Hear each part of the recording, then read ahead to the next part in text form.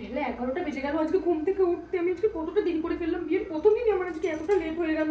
আমার শাশুড়ি নিশ্চয়ই আজকে আমাকে অনেক বকাঝকা করবে। যাই যাই বাবা, তাড়াতাড়ি রেডি হয়ে গেছে, তাড়াতাড়ি রান্নাঘরে চলে যাই। যাই যাই বৌমাকে চাটা দিয়ে আসি। বৌমা, ও বৌমা, কোথায় তুমি? এই তো মা, আসলে ঘুম থেকে উঠতে আজকে একটু দেরি হয়ে গেল তো আমি স্নান টান করে রেডি হয়ে গেছি। চলুন চলুন তাড়াতাড়ি এবার আপনাকে একটু সাহায্য করে দিই রান্নাঘরে গিয়ে। না না না বৌমা, তুমি এখন আর নিচে যেতে হবে না কো। তোমার এখন আর নিচে যেতে হবে না। না তুমি বসে বসে এখন চাটা খাও দেখি। না না মা, এখন আর চাটা খাবো না। নাও, নিতে বলছি তো, নাও। ঠিক আছে, দিন তাহলে। তুমি এই বাড়ির লোক কি?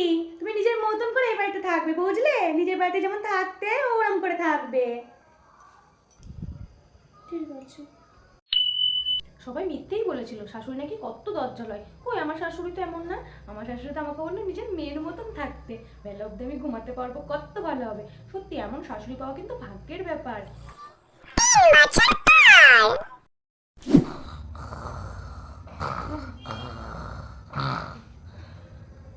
এত বেলা অব্দি মনে না ঘুমাচ্ছে। বলি ও বৌমা, বৌমা। হ্যাঁ মা, বলুন। কটা বাচ্চা খেয়াল আছে সেদিকে? বাড়ির কাজকর্মগুলো কখন করবে শুনি? যাও শিগগির যাও, তাড়াতাড়ি গিয়ে কাজকর্মগুলো করো গে।